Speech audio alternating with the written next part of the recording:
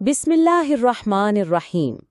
तर्जुमा, अल्लाह के नाम से शुरू जो निहायत मेहरबान रहमत वाला है। आप देख रहे हैं दिल से बातें 454, जहां कहानियां बनती हैं सबक और बातें जाती हैं दिल तक।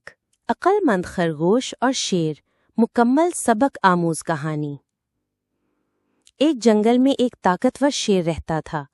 वो इतना जालिम था कि रोज एक जानवर को खाने के लिए मांगता। बेचारे जानवर मजबूर होकर बारी बारी अपने साथी को भेजते। एक दिन खरगोश की बारी आई। खरगोश ने सोचा, मैं ताकत से तो नहीं जीत सकता, मगर अकल से शेर को हरा सकता हूँ। वो आहिस्ता आहिस्ता चलता हुआ जानबूझकर देर से शेर के पास पहुंचा। शेर गुस्से में धाड़ा, इतनी देर क्यों लगाई? खरगोश बोला, जंगल में एक दूसरा शेर आ गया है जो कहता है कि वो असल बादशाह है।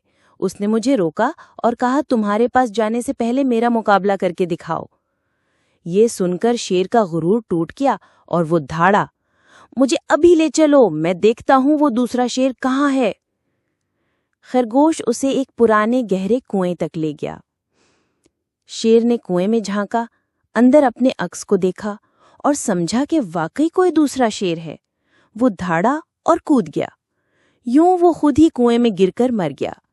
सारे जानवर खुश हो गए और छोटे खरगोश की तारीफ करने लगे।